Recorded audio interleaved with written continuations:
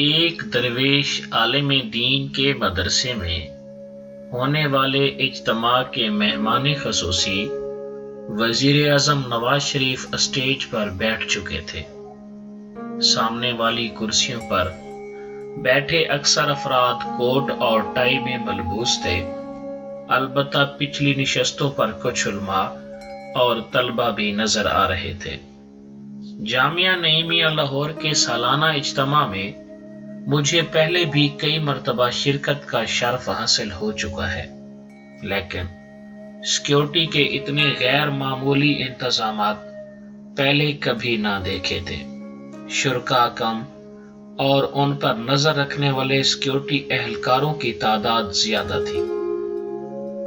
اجتماع کی کارروائی شروع ہوئی تو پچھلی نشستوں سے قادری تیرے جاں نثار بے شمار کے نعرے لگنے شروع ہو گئے، لیکن منتظمین کی منت سماجت پر نعرے رک گئے۔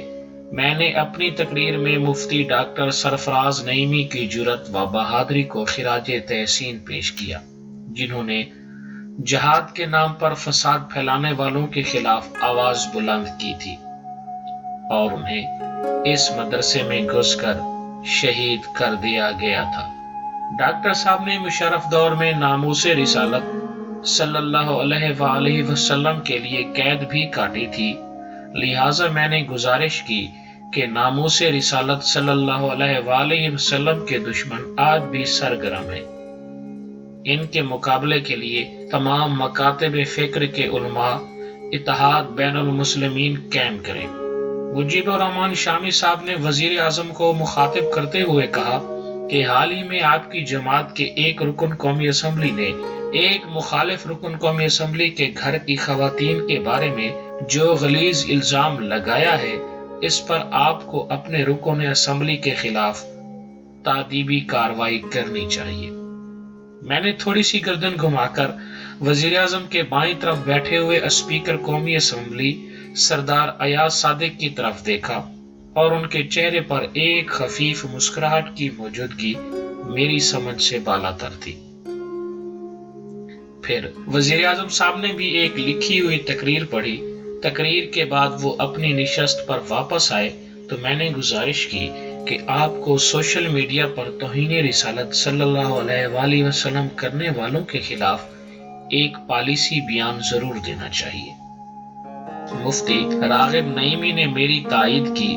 وزیر اعظم یہاں سے روانہ ہوئے تو اگلی نشستوں پر بیٹھے ہوئے سوٹ پوش بھی ان کے ساتھ ہی نکل گئے۔ پتہ چلا یہ سارے کے سارے سیکیورٹی اہلکار تھے۔ مجھے اور شامی صاحب کو ایوان اقبال میں حمید نظامی صاحب کی یاد میں ایک تقریب میں جانا تھا، لیکن وزیر اعظم کی سیکیورٹی کے لیے اقدامات اتنے سخت تھے کہ ان کی روانگی کے بعد بھی ہمارے لیے اپنی گاڑیوں تک پہنچنا مشکل تھا، کیونکہ گڑھی شاہو سے لے کر شملہ پہاڑی تک سب سڑکیں بند تھیں۔ مولانا ضیاء الحق نقشبندی صاحب نے میری مدد کی اور میں پیدل شملہ پہاڑی پہنچا۔ وہاں سے ایک موٹر سائیکل رکشے پر بیٹھ کر ایوان اقبال پہنچا تو زیاد شہد صاحب کا خطاب جاری تھا۔ عارف نظامی صاحب کی دعوت پر ملک کے ممتاز صحافی حمید نظامی صاحب کی صحافت کے مختلف پہلوؤں پر گفتگو کر رہے تھے۔ میرا نکتہ یہ تھا کہ حمید نظامی جیسے صحافیوں نے خبر نگاری کے معاملے میں صرف وہی لکھا جو دیکھا اور خبر میں اپنی ذاتی رائے کو اہمیت نہیں دی، لیکن کالم نگاری اور اداریہ نویسی میں وہی لکھا جسے سچ سمجھا۔ ایک اچھا صحافی سچ اور جھوٹ کے درمیان توازن قائم کر کے غیر جانبداری اور نیوٹرل جرنلزم کا دعوے دار نہیں بن سکتا۔ حمید نظامی قیام پاکستان سے پہلے قائد اعظم رحمت اللہ علیہ کے ساتھ کھڑے رہے اور قیام پاکستان کے بعد قائد اعظم کے اصولوں پر کھڑے رہے۔ انہوں نے مسلم لیگی حکومتوں پر بھی تنقید کی۔ حمید نظامی تحریک پاکستان میں نیوٹرل رہتے تو مسلمانوں کے ترجمان نہ بن پاتے۔ قیام پاکستان کے بعد جمہوریت اور آمریت کی لڑائی میں نیوٹرل رہتے تو صحافت کی آبرو قرار نہ پاتے۔ सच्चा सहाफी जमहूरियत के मुकाबले पर आमरीयत के साथ खड़ा नहीं हो सकता और जमहूरियत के नाम पर आमराना हथकंडे इस्तेमाल करने वालों के दोगलेपन पर भी खामोश नहीं रह सकता। जमहूरियत के नाम लेवाओं से लिफाफे, प्लाट और सरकारी ओहदे लेकर कलम का सौदा करना जमहूरियत और सहाफत दोनों से दुश्मनी है। सच्चा सहाफी कभी न्यूट्रल नहीं होता, वो किसी सियासी जमात या इदारे का नहीं, अवाम का तर्जुमान होता है। सब पर तनकीद करता है और सबसे दाद भी पाता है। 2 रोज पहले की बात है, जरदारी हाउस इस्लामाबाद में दोपहर के खाने की मेज पर आसिफ जरदारी साहब ने मेरी और शेरी रहमान की तरफ इशारा करते हुए कहा, मैंने तो इरफान उल्लाह मरवत से सिर्फ एक मुलाकात की थी, लेकिन आप दोनों ने मेरी बेटियों से मुरवत के खिलाफ ट्वीट करा दिया। मैंने किसी किस्म की वजाहत किए बगैर इतराफे जुर्म कर लिया, लेकिन शेरी रहमान ने बड़े भरपूर अंदाज में अपना दिफा शुरू कर दिया। मैंने अर्ज किया कि बख्तावर और आसफा की ट्वीट से मोहतरमा बेनजीर भुट्टो की दोनों बेटियों का वकार बुलंद हुआ है और बेटियों के बाप को भी इज्जत मिली है, जिसने अपनी बच्चियों के इख्तलाफ राय को खंदा पेशानी से बर्दाश्त किया। मैंने तरदीद की बजाय एतराफ जुर्म इसलिए कर लिया कि मेरे लिए बख्तावर और आसफा की राय पर एक न्यूट्रल मौक़िफ़ अख्तियार करना बहुत मुश्किल है। मैं इसे पीपल्स पार्टी का अंदरूनी मामला करार देकर नजरअंदाज नहीं कर सकता, क्योंकि मैंने बतौर सहाफी इरफानुल्लाह मरवत के बारे में मोहतरमा बेनजीर भुट्टो की बातें अपने कानों से सुन रखी हैं। मुझे वो जमाना भी याद है जब नवाज शरीफ की तरफ से मोहतरमा बेनजीर भुट्टो को सिक्योरिटी रिस्क करार दिया जाता था। फिर इन दोनों ने चार्टर ऑफ डेमोक्रेसी पर दस्तखत कर दिए और फिर दोनों में से जिसने भी इस चार्टर की खिलाफ वर्जी की तो मुझे तनकीद के निश्तर चलाने पड़े।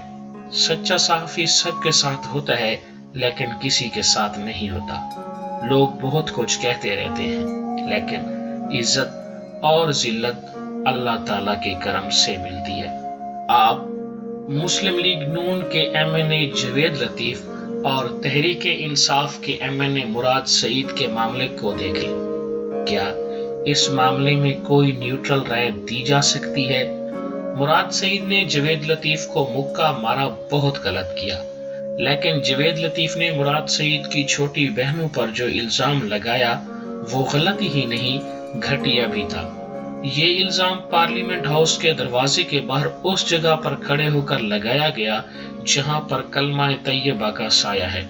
मीडिया ने मुराद सईद का मुक्का तो दिखा दिया, लेकिन जवेद लतीफ का गलाजत भरा घटिया इल्जाम नहीं दिखा सकता।